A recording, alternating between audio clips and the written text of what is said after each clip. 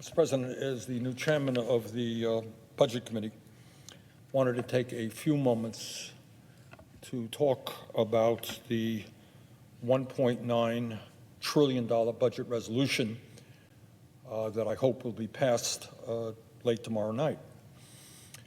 You know, I think sometimes our friends in the media make the political process much more complicated than it is. And real politics in a democracy is not that complicated. What it is about is assessing the problems facing the nation and coming up with solutions to those problems. And one of the great tragedies that has occurred, in my view, in recent years is that for working class people, middle class people, lower income people, these are folks who, in a variety of ways, are hurting and have hurt for many, many years. Wages in this country have been stagnant for decades. Young people are finding it increasingly difficult to go to college. 90 million Americans are uninsured or underinsured. We have a political system which is significantly corrupt because big money can buy elections. And people look around them and they say, who cares about me? Who's worried about me or my parents or my kids? And when that happens, that kind of political alienation happens, people can become prone to conspiracy theories and all kinds of big lies and everything else. And here is the simple truth, not complicated, that right now, in this year, 2021, we face more crises than this country has faced, certainly since the Great Depression and maybe going back to the Civil War, when the very existence of this country was at stake. As we speak right now, whether it's in your state of Georgia or my state of Vermont, and all over this country, there are tens of millions of working families who have lost their jobs, lost their incomes, and they are worried tonight as to how they're going to be able to feed their families. They're worried about the back rent that they owe. We have a moratorium on evictions, but that moratorium someday is going to end. And people are saying, how am I going to pay thousands of dollars in back rent? I'm going to be evicted. I'm going to be out on the street. And people in the midst of this terrible, terrible pandemic, where we have lost over 400,000 lives, well over 400,000 lives. There are over 90 million people who are uninsured or underinsured and are having difficulty affording going to the doctor. And on it goes. Kids, I have 7 grandchildren. Kids all over this country have had their education disrupted. As a result of the pandemic, people have become isolated from their friends and their families. Mental illness is soaring. Increased numbers of depression, anxiety, suicidal ideation. This country faces just terrible, terrible problems. I think we can agree that the year 2020 was the worst year in so many ways in our lifetimes, modern history of this country. And now, right now, it is absolutely imperative that the Congress of the United States understand that reality and keeps faith with the American people. And one of the reasons, by the way, and I say this to the presiding officer today, who is from Georgia, recently won his election, it is doubly important that we keep faith with the American people because promises were made in that election in Georgia, which was not just a Senate race, it was more of a national race. President Biden was involved. Majority Leader Schumer was involved. I was involved. Other leading Democrats were involved. And we said to the people of Georgia, and we said to the people of America, if we gain the majority, we are going to significantly improve lives for working people all over this country. And those are promises made that must be kept. So I want to just spend a few moments to talk about what is in this bill. You know, we throw out numbers, 1.9 trillion. Who knows what 1.9 trillion is? It's such an unfathomable number. It's such a huge number. What does it mean? Who knows? Who understands that? But I want you to understand what is in this bill. For a start, what I believe, and I know you believe, Mr. President, is that when people are hurting, when they owe back rent, when they can't afford to feed their kids, when they can't afford to go to the doctor, that we need to get cash into the pockets of those people as soon as we possibly can.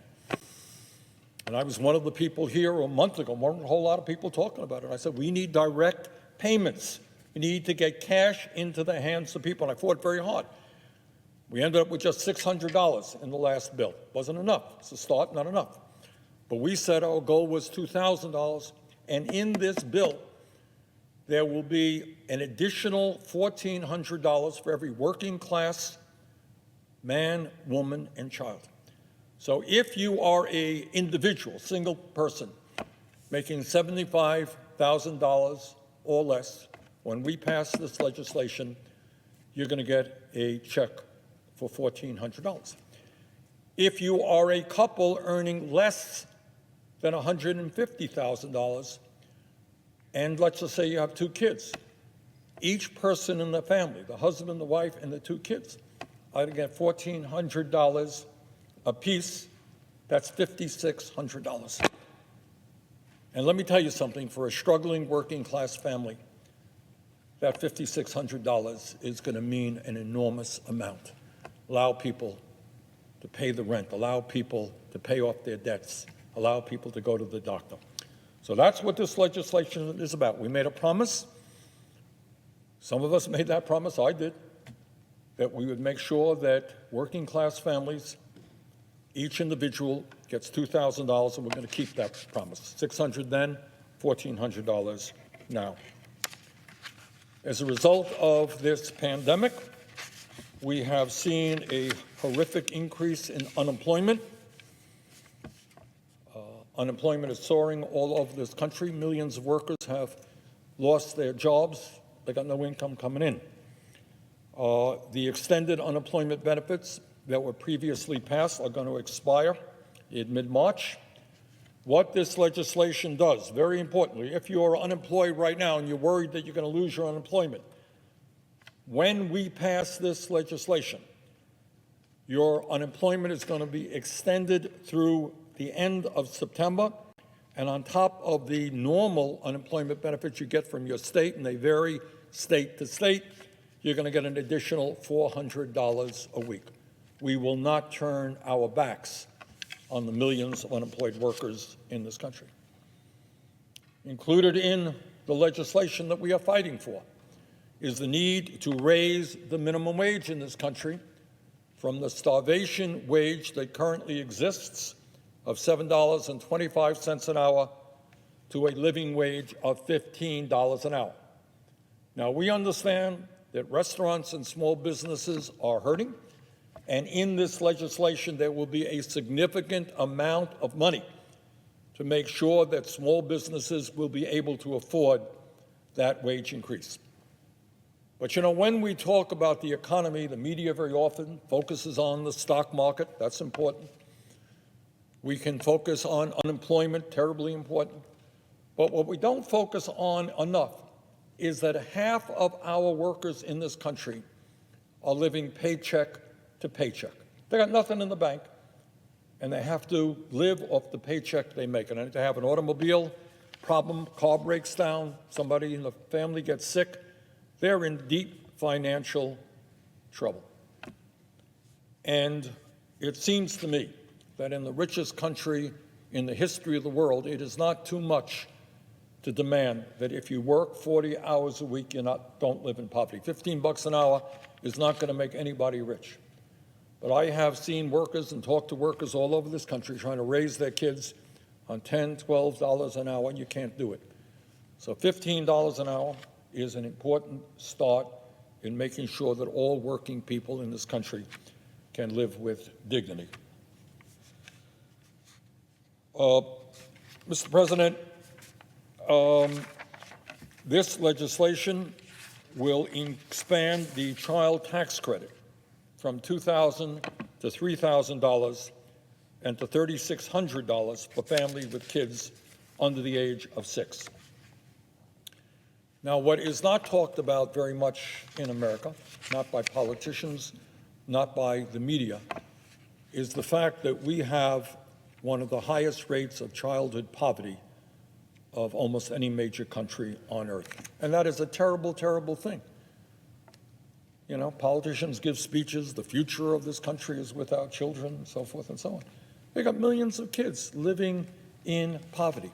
Millions of families can't afford to send their kids to decent quality child care.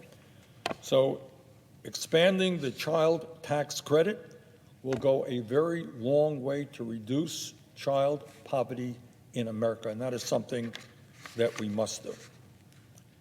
Mr. President, it is no great secret that as a result of the pandemic, our revenue coming in to state and local governments are in significant decline. And the result of that is that in the last year, well over 1 million state and local employees have been laid off. And we're talking about teachers, we're talking about firemen, we're talking about police officers, and other municipal and state employees. And when you have those layoffs, not only is that a crisis unto itself for those workers, it means that state and local government cannot provide the services that are needed to be provided in the midst of this terrible crisis. So this legislation would provide $350 billion to state and local governments, many of whom are facing bankruptcy. Now, obviously, the crisis that we're facing today is not only an economic crisis, it is clearly a health crisis. And the good news is that in a relatively short period of time, at least 2 manufacturers in this country, and more I think are coming on board, have introduced and created vaccines, which are now being distributed. That is the good news. The bad news is that we need to significantly increase the production of those vaccines. We don't have enough. And even more importantly, we have to do a heck of a lot better job in distributing those vaccines and getting those vaccines into the arms of people. And this legislation will provide billions and billions of dollars to do just that. At a time when we are looking at the highest level of hunger in this country in decades, many billions of dollars are going to go to making sure that our children and our families do not go hungry. Clearly, one of the major crises facing this country is that schools in every state are either not open or they're open in irregular hours. Kids are trying to get an education online. Sometimes it works and sometimes it doesn't. But our goal is to make sure that we can reopen schools and expand after-school and child care programs for working families and do it in a way that is safe. We want parents to feel good and know that the facilities they're sending their children to are safe. And we got a whole lot of money in this bill to do just that. In this bill, in order to protect workers, there is a sizable sum of money to prevent the pensions of millions of workers and retirees from being slashed by 30, 40, or even 65%. A number of years ago, in the middle of the night, some big omnibus bill language was put in that would destroy the promises made to millions of workers in terms of the pensions that they were guaranteed. And we rectify that in this bill. Right now, in America, as I mentioned earlier, some 90 million of our people are either uninsured or underinsured, which speaks to the need, in my view, to major health care reform. And my own view is that we need to move toward a Medicare for all single-payer program so that we're not spending twice as much per capita on health care as any other country on earth, despite so many people being uninsured or underinsured. Well, Medicare for all is not in this bill, but what is in this bill is a significant amount of money to expand health care, and we're still looking at the best ways to do that. One of the ways will probably be expanding Medicaid and also investing significantly in community health centers and the National Health Service Corps. We have a crisis in terms of the number of doctors and nurses that we need, and the National Health Service Corps is a program which will forgive debt for doctors and nurses if they practice in underserved areas. So, Mr. President, I know sometimes we get consumed by numbers. It's going to be 2.1 trillion, 1.9 trillion, 1.7 trillion. That is not the issue. The issue is whether we are prepared to address the crises facing the American people. Will this bill solve all of the problems that we face? No, it will not. Will it go a long way to addressing many of the crises and easing the anxiety that so many working families have? Yes, it will. But this should not be the end of the process. As soon as we pass this, we're going to come back with another major piece of legislation, and that deals with some of the long-term structural problems our country faces in terms of a crumbling infrastructure, in terms of the need to deal with the existential threat of climate change. We need to create millions of good-paying jobs, and that is something that this Congress has got to address. Too many of our people are unemployed. Too many of our people are underemployed, and that we will be dealing with in the next COVID reconciliation bill. Now, there has been some discussion here. The media seems fixated on the issue of partisanship. Oh, my God, we're being so partisan here. So let me remind everybody is that under the Trump administration, massive tax breaks were passed that went to the top 1% and large corporations. 83% of the benefits of the Trump tax plan went to the 1% and large corporations. And you know how bipartisan that bill was, passed in reconciliation? There was not one Democrat that voted for that bill. It was voted just with Republican votes. And then outrageously, as part of reconciliation, Republicans came forward and they say, hey, we think it's a brilliant idea to repeal the Affordable Care Act and throw up to 32 million people off the health care that they have. I mean, I don't know what people are thinking about when they propose to throw tens of millions of people off the health care they have, but that was their idea, to repeal the Affordable Care Act. And by one vote, the late John McCain, that did not happen. But not one Democrat voted for that bill. My point is that it's one thing for my Republican friends here to be talking about the need for bipartisanship, which all of us support. But the reality is they used exactly the same process to pass, or at least try to pass, major pieces of legislation.